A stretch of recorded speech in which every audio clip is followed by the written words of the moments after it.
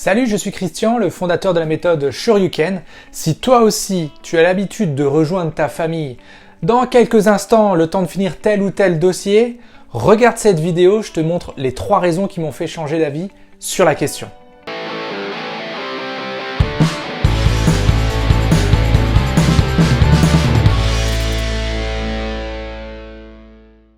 Si toi aussi tu es à ton compte et tu as tendance à prononcer ce genre de phrase, regarde cette vidéo. Je vais te montrer ce que j'ai fait pour pouvoir retirer le meilleur de ces moments où tu peux parfois te sentir piégé.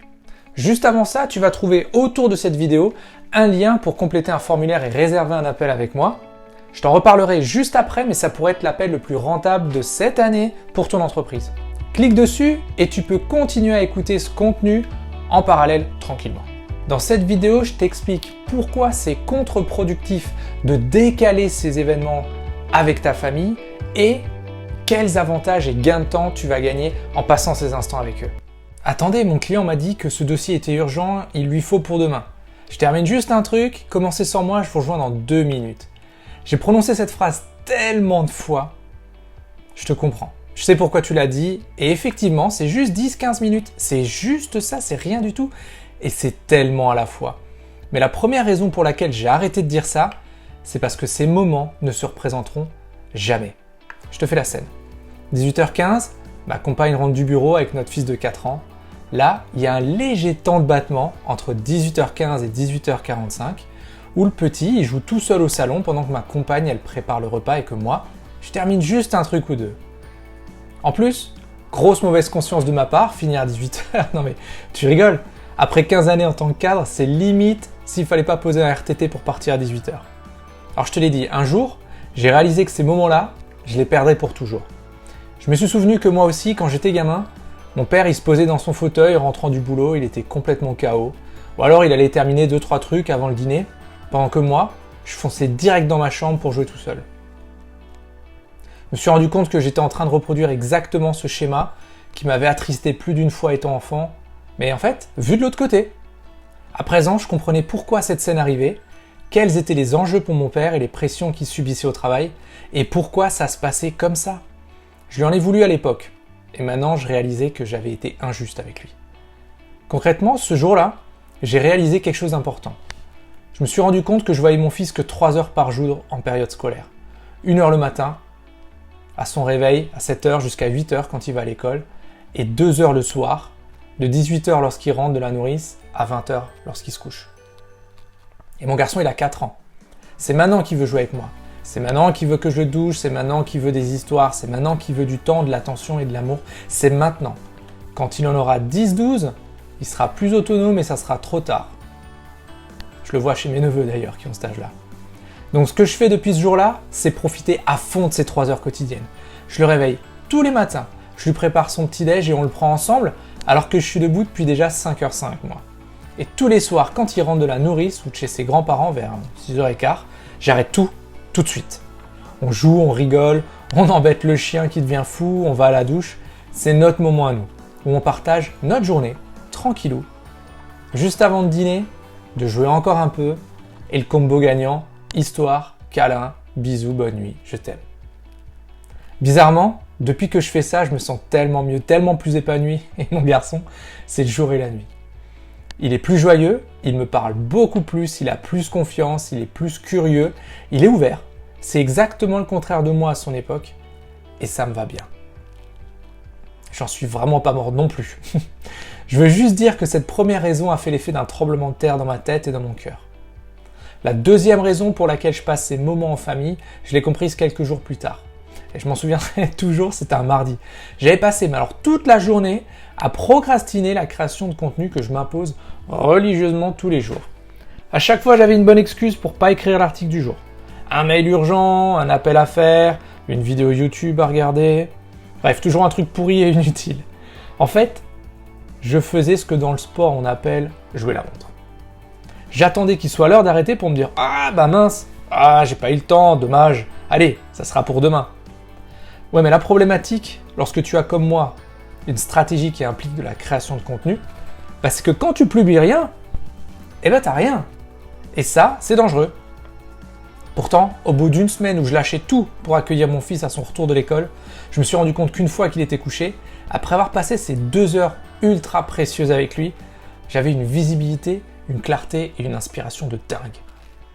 Ce soir-là, j'ai rédigé l'article mis de côté en 10 minutes, alors que d'habitude j'avais besoin de presque 1 heure avec les relectures. Et je me suis dit, waouh, c'est énorme! Le fait d'avoir passé du temps de qualité avec lui avait permis à mon cerveau de s'aérer, de trouver l'inspiration nécessaire pour créer cet article, et alors le contenu, de la balle, franchement de la balle. Depuis ce jour-là, j'ai compris que la bonne technique lorsque je sèche au niveau de l'inspiration ou lorsque j'ai une problématique client à résoudre, c'est passer du temps de qualité avec mon fils. C'est simple, mais c'est vraiment pas simpliste. Et les résultats sont juste totalement différents.